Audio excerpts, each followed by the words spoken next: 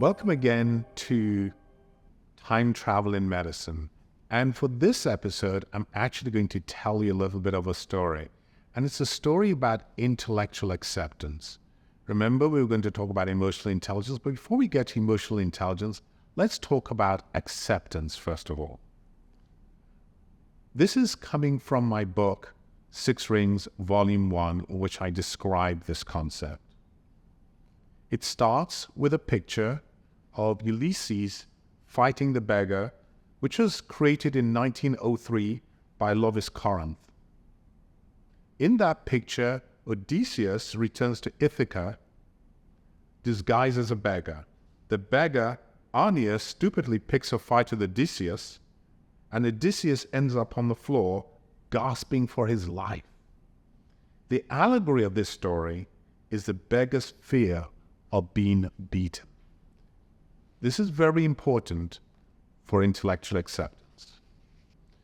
Sometimes things are exactly as they seem, but not as they should be.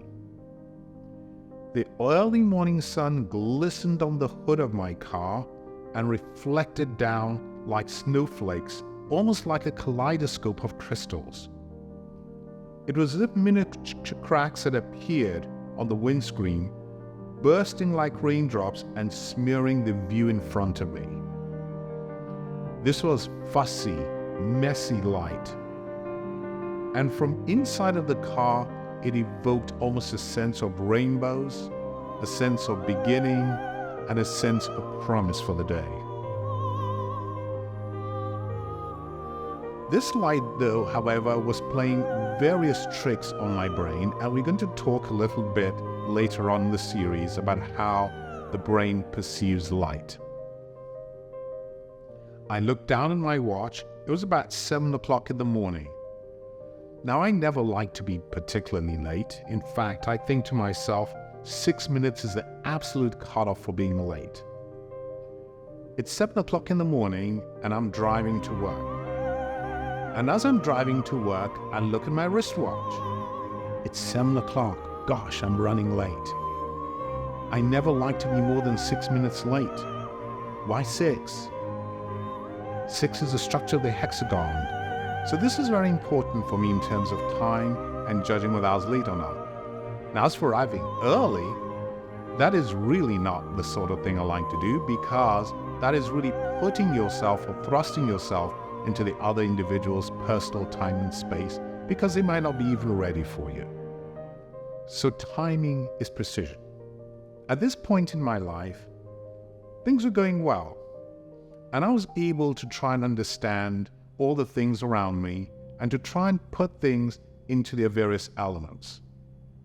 As I get to a traffic light, I come across a beggar, or he seemed to be a beggar, asking for money to buy food. I rolled down my windows, and at that point in time, I'm a lover of opera, so I noticed that on my radio, I was really listening to a marvelous opera. And this is an important saying for all people in neuroscience, that sometimes cues are very important in setting the mood for the day. On the radio was Maria Callas performing Gaetano Donizetti's Lucia di Lammermoor, scripted in F major. This is a haunting and poignant song, or if you like, trying to haunt back to really the hills of what I remembered of Scotland and those misty grey days in which I was getting myself ready to go to university. But the tragedy here was that Donizetti's life was itself tragic. And what was tragic about him was that he had 3 children, all of whom had died. And indeed, what had happened was that his wife died shortly afterward, and he ended up taking his own life. So my mood was pretty somber and sad listening to this, even though I was highly emotional. So when I was playing this music, my mood itself is what I would call a rubbish mood. Now, that doesn't sound very scientific, but it's like a mood in which you feel nothing is going right, and you just hope the day goes well. As I roll up to the traffic light, I encounter the beggar. And the beggar is asking me for money, like most beggars do. Need money for food. I roll down my window and I ask the beggar, what if he comes into the car with me and I take him to go and get some food? Absolutely no, he says. Hell no. If I get into your car, what you're going to do is you're going to drive off with me. You're going to treat me badly. You might even beat me up, just like the Hellenic tale that I started off with of Odysseus and the beggar. At that point in time, I was very surprised. In fact, I recoiled with surprise. Why would someone, thinking you'd been offering him something truly special, which is a meal, with kindness, respond in that way? Really strange. I didn't think much more about it as I drove off, and of course at that point in time, I thought this could be a very dangerous situation, so I didn't do very much more about it. I was going to a friend's funeral, and in fact this had been a dear friend, so my mood really wasn't that great itself, so I didn't have all the powers of trying to understand the various fabrics of what was going on around me. It was a Jewish funeral, and Jewish funerals are amazing because the rabbi usually tells a very appropriate story to the individual. My friend who died was a very kind man, and he described the story of the two brothers. Each of them had thought their crop had been destroyed by a storm, and both of them had gone up the mountain to try and reach the other brother on the other side of the mountain to help the brother out, bringing food and nutrients.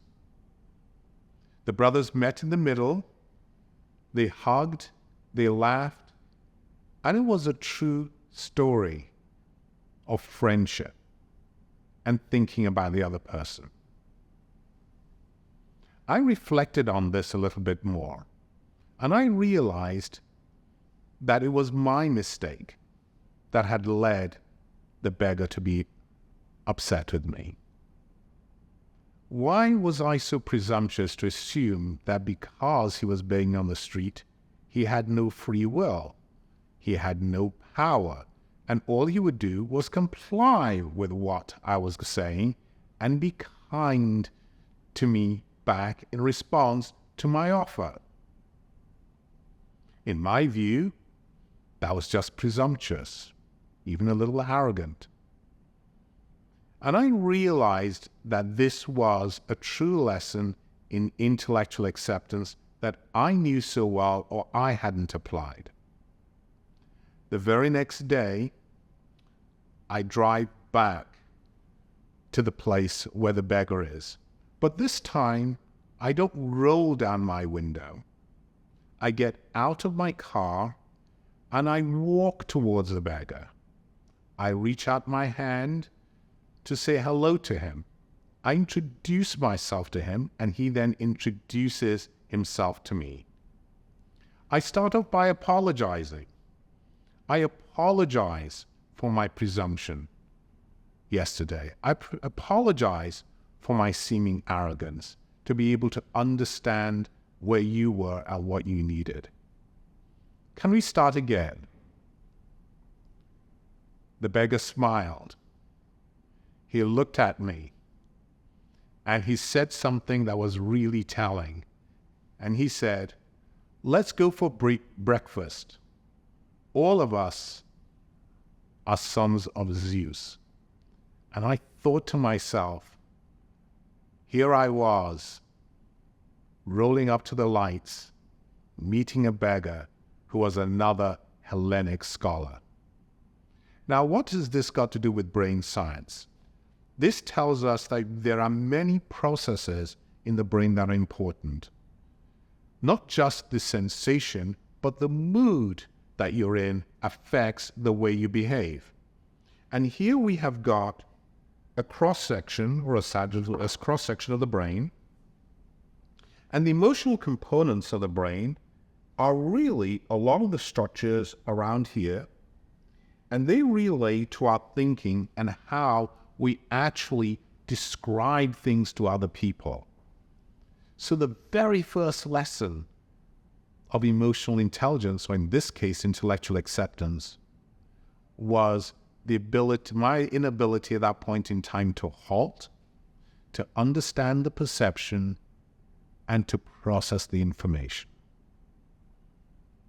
Intellectual acceptance is a very important part of emotional intelligence, which we're going to be talking about next. But I wanted to relay this in a story. So the next time you're in your car and a beggar asks you for money, think to yourself, what does this person really want? What is the true question that is being posed to me today? And how might I best relate to this person? And how can I meet that person where they are, not where I am? On to emotional intelligence.